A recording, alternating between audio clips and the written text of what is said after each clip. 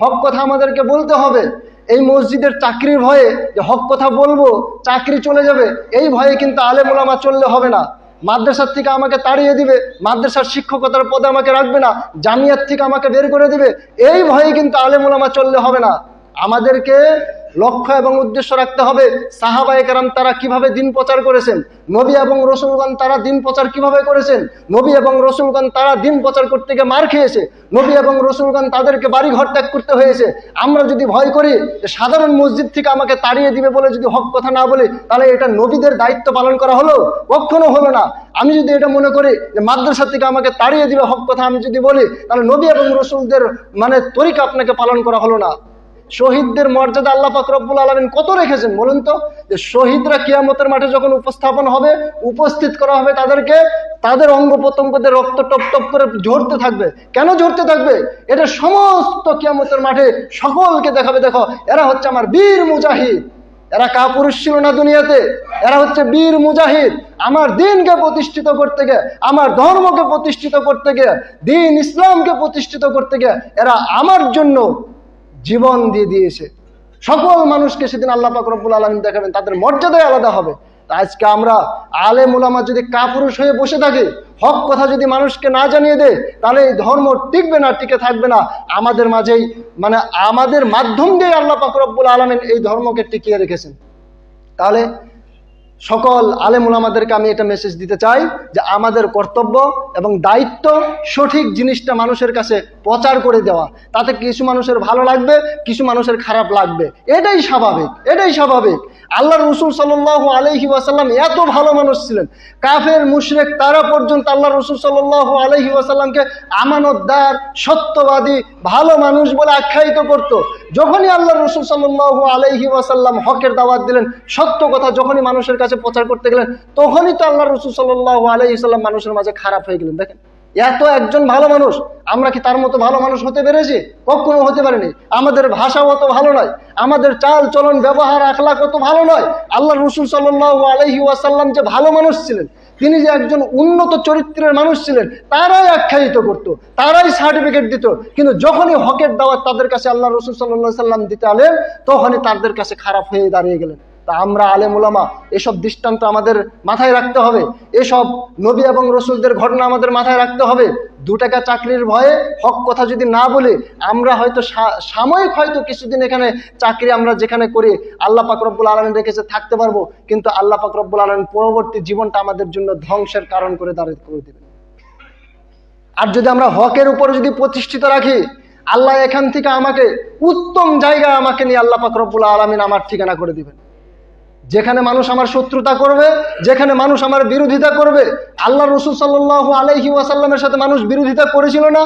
মক্কার কাফের মুশরিকরা তারা বিরোধিতা করেননি? তার জন্মভূমির মানুষ, তার চাচা, চাচতো ভাই সকলেই তো তার শত্রুতা করেছিল, করেননি?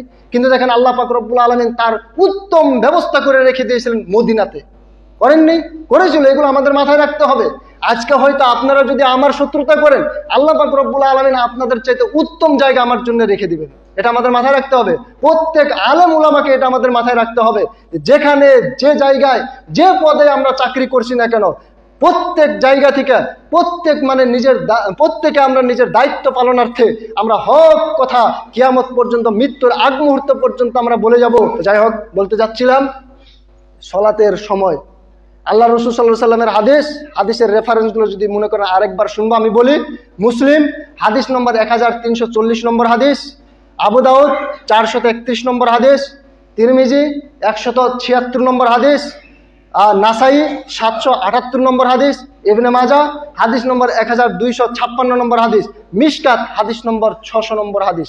এতগুলো হাদিসের মধ্যে আবু যর রাদিয়াল্লাহু তাআলা আনহুর এই হাদিসটি আল্লাহ রাসূল সাল্লাল্লাহু আলাইহি ওয়াসাল্লাম আবু যর রাদিয়াল্লাহু তাআলা আনহুকে বলছে যে দেখো, যখন মানুষ সলাতের সঠিক সময় মতো সলাত আদায় করবে না, সলাতকে যখন মেরে ফেলে মানুষ সলাত আদায় করবে, তখন তোমাকে আমি আদেশ দিয়ে যাচ্ছি, তোমার কর্তব্য হচ্ছে নিজের সলাত তুমি নিজে একা একা তুমি পড়ে নিবে। যদি তোমার মনে হয় যে তারপরে আবার তাদের সাথে জামাতে আদায় করব, তুমি করতে পারো, তাহলে এটা হবে তোমার জন্য নফল সালাত। দুইটাই করার কোনো সুযোগ নেই। আল্লাহ রাসূল সাল্লাল্লাহু আলাইহি ওয়াসাল্লামের কথার বিপরীত কথা বলার তুমি কে? যেখানে উমর রাদিয়াল্লাহু তাআলা আনহুর কথা চলছে না, একজন বিচক্ষণ সাহাবীর কথা চলছে না, সেখানে তুমি আবার কে আল্লাহ রাসূল সাল্লাল্লাহু আলাইহি ওয়াসাল্লামের কথার বিপরীত কথা বলার? যাই হোক ভাই মুসলমান, আমরা সকলেই বোঝার চেষ্টা করি। এবং মসজিদ কর্তৃপক্ষের উদ্দেশ্যে দুটো কথা আমি বলার এখানে বলতে চাই। মসজিদ হোক, মাদ্রাসা হোক, মক্তব হোক, জামিয়াত হোক, পরিচালনা করতে হবে আল্লাহর ভয় রেখে। আল্লাহকে সন্তুষ্টি করার উদ্দেশ্যে আপনাকে পরিচালনা করতে হবে। যদি আপনি মনে করেন যে মসজিদে ইমাম সাহেব রেখেছি, আমার গোলাম হিসেবে রেখেছি, আমি যা বলবো তাই মেনে চলবে, তাহলে আপনি পরকাল হারাবেন। মাদ্রাসা প্রতিষ্ঠান করে যদি মনে করেন যে মাদ্রাসার শিক্ষক এদেরকে রেখেছে, এরা আমার গোলাম, আমরা যা বলবো কমিটি তাই নিয়ে চলবে, তা আপনি পরকাল হারাবেন। আপনাকে লক্ষ্য উদ্দেশ্য রাখতে হবে যে আখেরাত কিভাবে পাওয়া যাবে, আখেরাত আমি কিভাবে পাবো, এই লক্ষ্য এবং উদ্দেশ্য নিয়ে আপনাকে চলতে হবে। মসজিদ হোক, মাদ্রাসা হোক, যে কোনো ইসলামিক প্রতিষ্ঠান হোক, আপনাকে এই নিয়ত নিয়ে আপনাকে চালাতে হবে। আলোচনা করতে দিচ্ছেন, সুযোগ দিচ্ছেন, এটাও আলহামদুলিল্লাহ। সব জায়গায় এরকম দেয় না, তাদের পাবন্দি লাগানো থাকে। এই বিষয়ে বলা যাবে, এই বিষয়ে বলা যাবে না, এটা নিয়ে বলতে হবে, এই ব্যাপারে বলা যাবে না, তাদের অনেক পাবন্দি লাগানো থাকে। তো যাই হোক, প্রত্যেক মসজিদ, মাদ্রাসা, যে কেউ হোক, কমিটির লোক আপনারা সচেতন হবেন। আল্লাহকে খুশি করার জন্য আপনারা ইমাম রাখবেন, শিক্ষক রাখবেন, সমস্ত কিছু আপনারা আল্লাহকে খুশি করার জন্য করবেন। কিভাবে আল্লাহ খুশি হবে, তাকে একদম ফুল স্বাধীনতা দিবেন যে কোরআন এবং হাদিস আমরা একদম স্বাধীনভাবে সে বলুক, আমরাও স্বাধীনভাবে কোরআন এবং হাদিসের আলোচনা শুনবো। এরকম একটা মনস্থ আপনাদেরকে নিতে হবে প্রত্যেক মসজিদের কমিটিকে।